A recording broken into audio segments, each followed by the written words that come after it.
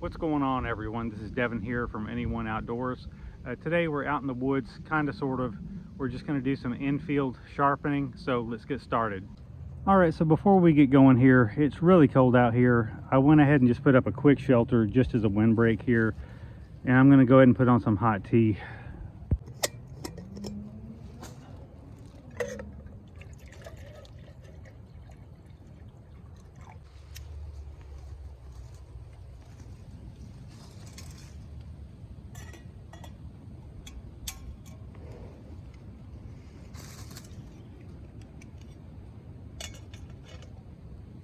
Now, while we're waiting for this tea to boil, or at least the water to come up to a boil, I just want to say I'm in a public trail area. There's no camping allowed here. I just had to set this up, again, just to cut the wind. It's cold enough out here. It's what I would say it's in the mid 40s. It's a little gusty though, but I'll be glad to have some tea here, and then we'll talk about honing. I brought a razor out here and a black Arkansas stone. Nothing really elaborate. I really haven't done anything like this before, so I definitely don't want to come across like I'm some seasoned whatever, you know, woodsman here. Just field testing this for the first time. All right, so our water very quickly came up to a boil. Already had the burner off and all those kinds of things, so there's no safety hazard here. We're just going to plop this tea in here and get rid of this bale that I made out of a coat hanger, and just let this steep for a minute. I forgot to bring sugar, but we'll live. All right, so I brought a black Arkansas stone. I just tied this closed for travel purposes. We'll just slide this off, and we'll just leave this in the box for the time being, just while we hone. I want to talk about honing in hand, and maybe getting out here and doing something I've never done before, which is maybe improvise sort of a kind of a honing platform. But let's just do a little hand honing first.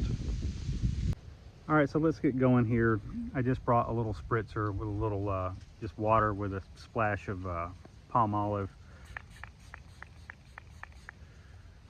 This razor is already shave ready, but I don't remember taking this to the Arkansas stone anytime recently.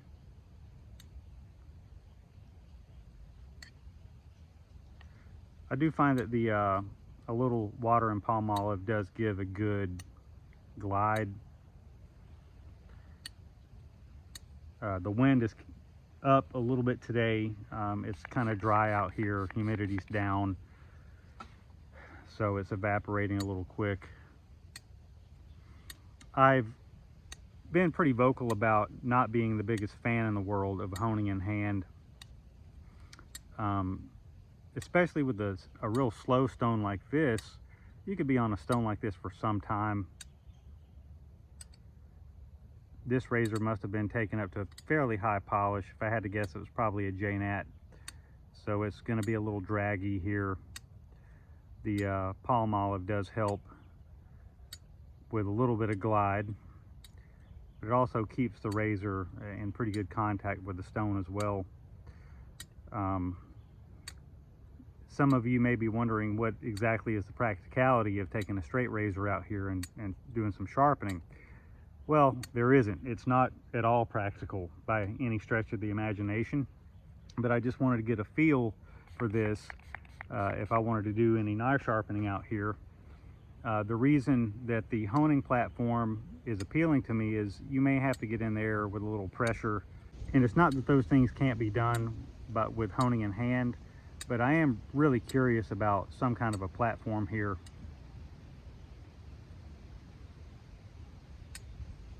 So I'll do a few more strokes here. Let me pause for a second and grab a little tea. Should be done steeping by now. Oh yeah, I brought a spork somewhere around here to stir this up.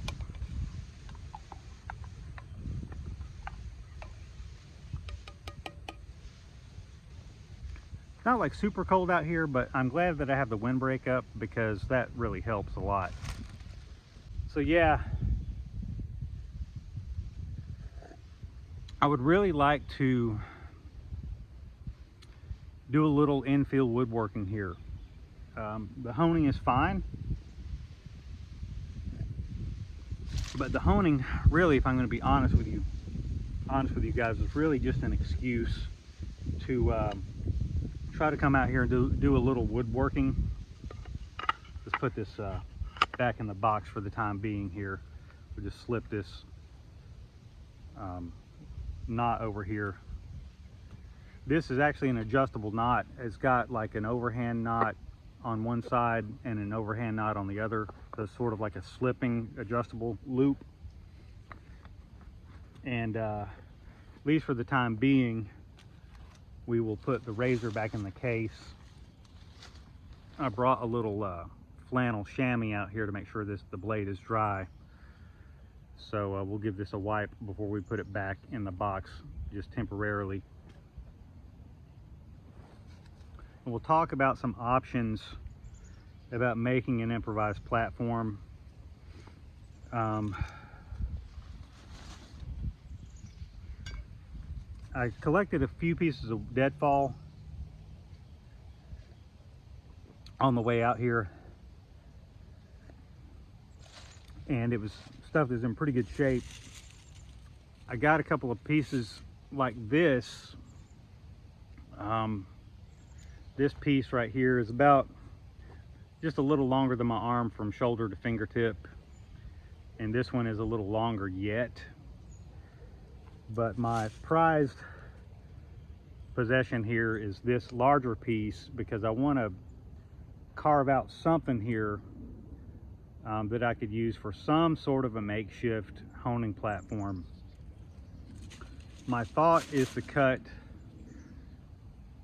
4 pieces, you know, I don't know, maybe about a foot off the ground. Once I get the measurement right, I'll sort of copy that 4 times and make sort of a, I don't know, something to set this bigger piece down in, and then anchor it to the ground with a little bit of maybe paracord or something like that, so that if I lean into it a little bit, the platform's not going to go crazy on me. So let's get to it. All right, so I'm not really sure how the audio is going to come out here. I'm just doing the best I can. So I've started by making a clean cut here. What I would like to do, I'm just going to use the actual stone as a point of measurement. What I would like to do here is come back about 1.5 lengths of the stone, so to about right there. And I'm just going to do just a quick check cut right here, just to give me an idea where I'm coming back to.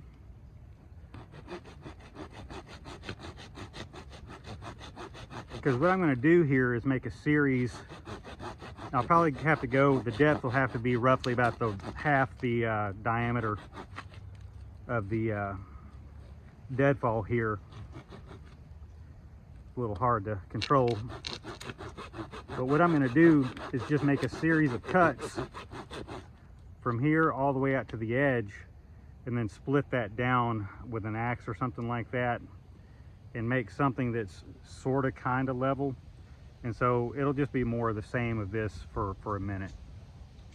All right, so you can see I've made my first notch here. What I'm going to try to do is continue to split this down very carefully on down to the next notch. And I don't know really how this is going to go.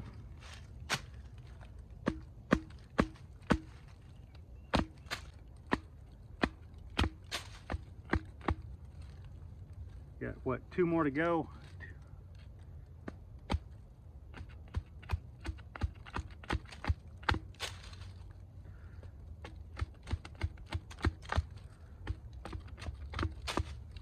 So that's about it right there.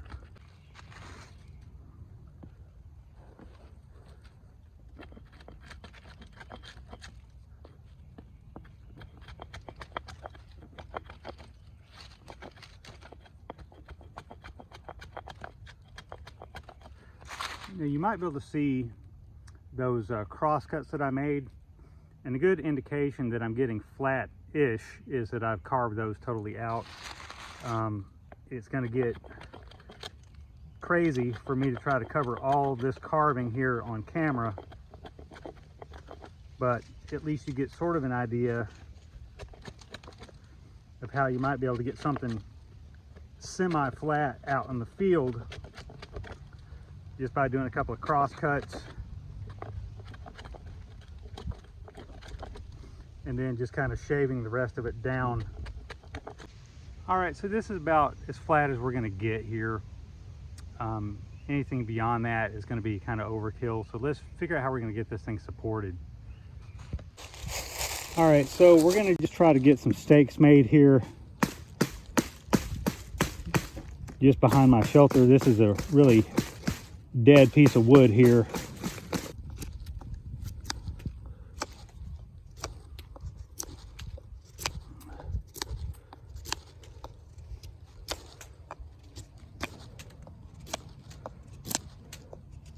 All right, so we're going to do 3 more of these. All right, so I managed to get something done. It's pretty crude, but it does work. You can see I've made my little platform here. I just put a couple of sticks in the front and one in the back, and then just staked it down in 2 spots so I could get some tension on the back, so whenever I push down on this, it doesn't really move too much. I mean, there's some wiggle in there, but again, I'm not really going to be bearing down into this, so we'll see what happens.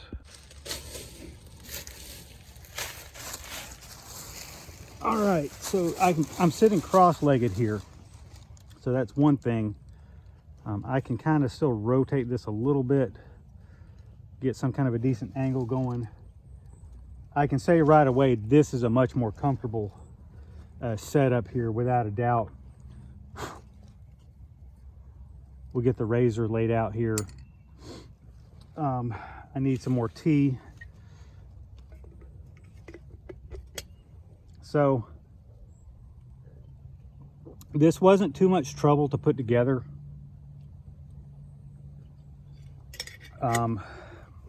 Definitely not an expert at this at all, but again, if I just touch this very lightly, it seems to be okay. This is kind of moving a little bit back here. I almost feel like I could hack off a shard of something here and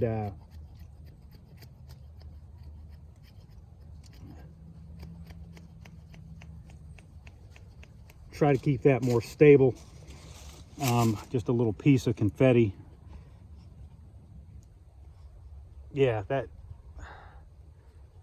better. Yeah, that's better. All right, so let's try to do some honing.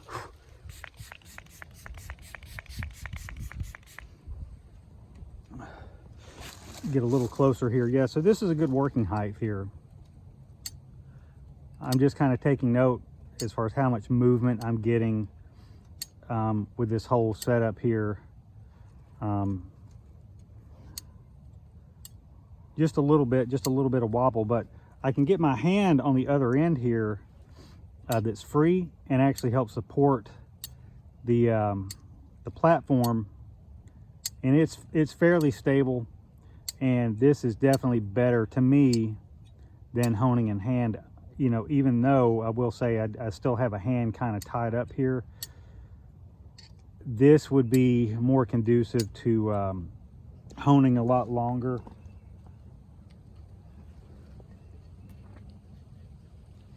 And that right there to me is even better. Just getting that box totally out of the way there.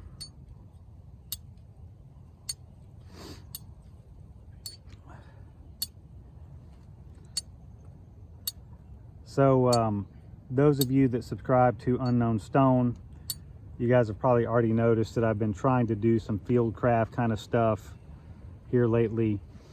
For the most part, I'm going to keep this kind of content off of that channel. I'm going to wind up double posting this on both channels. I'm going to post this both on Unknown Stone and on Anyone Outdoors. I think this is a good topic that would have some appeal, at least, to both channels. But for the most part, I'm going to try to keep the topics separated a little bit better. I don't really expect very many subscribers to migrate over to the new channel here.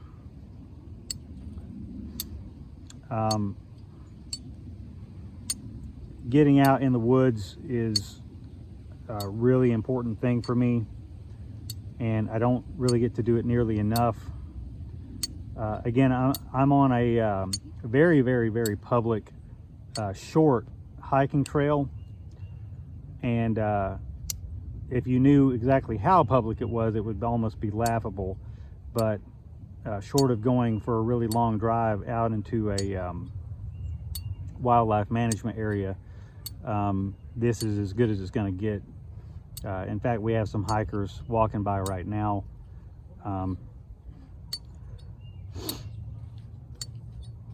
Hopefully they'll not think I've lost my mind here doing a video here on YouTube, but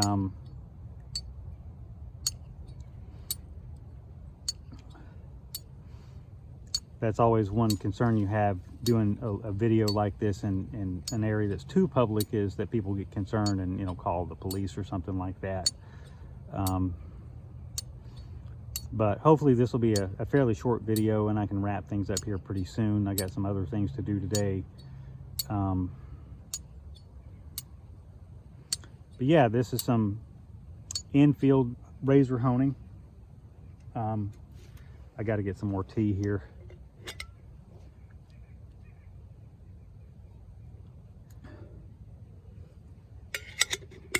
What I can say is this has been a lot of fun. I'm looking for my little chamois here. May have gotten a little sawdust on me.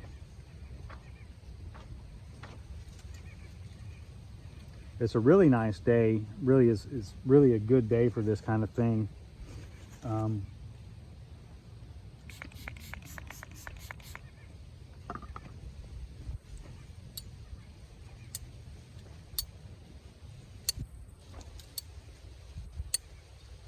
It's a nice opportunity to give this whole idea a test drive.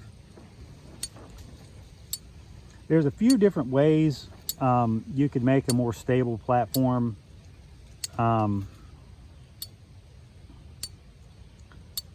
There's different ways I could lash this right here to a couple of bigger stakes, you know, like a square lash or something like that. But this was already involved enough by itself. If I could have found a few Y branches, or 4 to be specifically, I could have done a setup that was a little more straightforward, that would have created a situation in which I would not have had to use any cordage.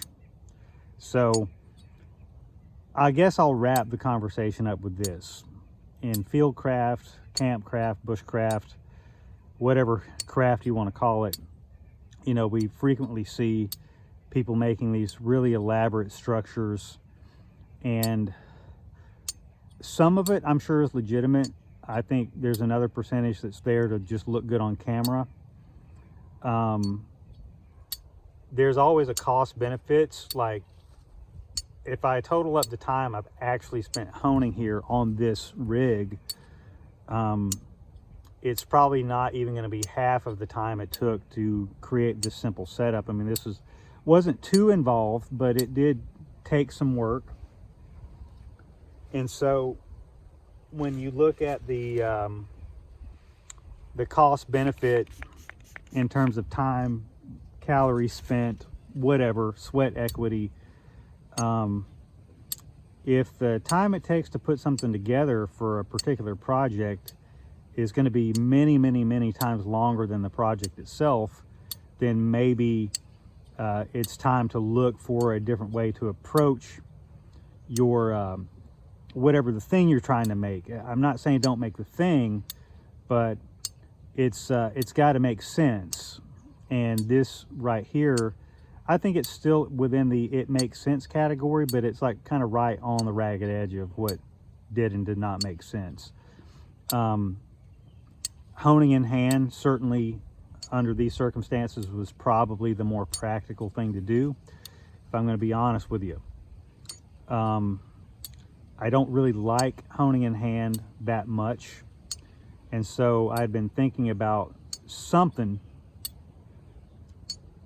of a platform setup that would not have been overly involved. I don't know if we can sneak that under there or not. It's a little too long. Here's a shorter piece, and that's too short. Anyway, it would have been nice to have had a little more stability right under the hone.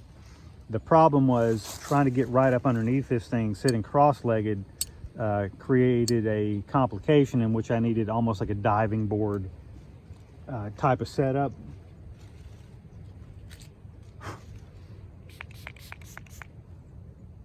I'm surprised, as cold as it is out today, anybody's hiking today. That was part of the reason I thought going out here would be no big deal. And admittedly, you know, sooner or later I was going to see somebody walk by, but so far it's only been one very small group. So I guess that's kind of it. I'm sad to say. I thought about bringing some instant oatmeal or some grits or something like that out here and doing just maybe a quick little cook. I get the whole cooking and camping thing as far as the video platforms go. I think people get a little carried away with it. I'm more of a backpacker mentality where I just want to add water and stir for the most part. Especially if I'm in more of a wildlife management area, which I have been before. I'm not just making that up.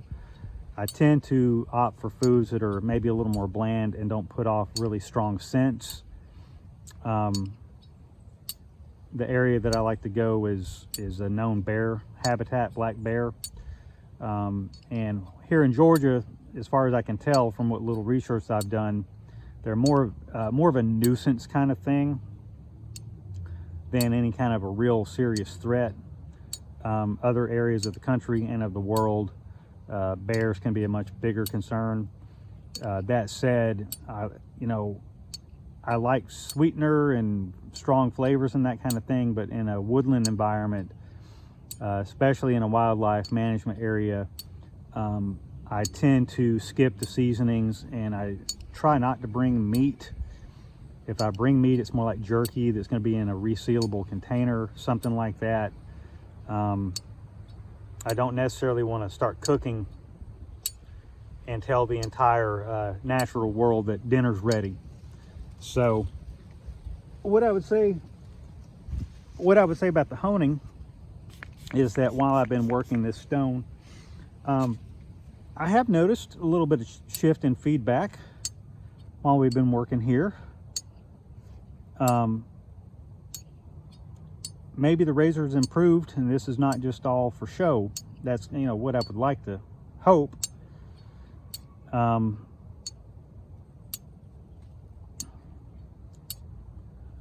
One mistake that I made cutting this platform out is that I tried to get a straight cut into a part of the wood that was bowed. And a smarter thing to have done would have been to have rolled this over to the side with the curve to the side and try to get a flatter cut that way. I was not unconscious of that while I was making this, but I was kind of in a hurry to get this knocked out. And so, that's what happens.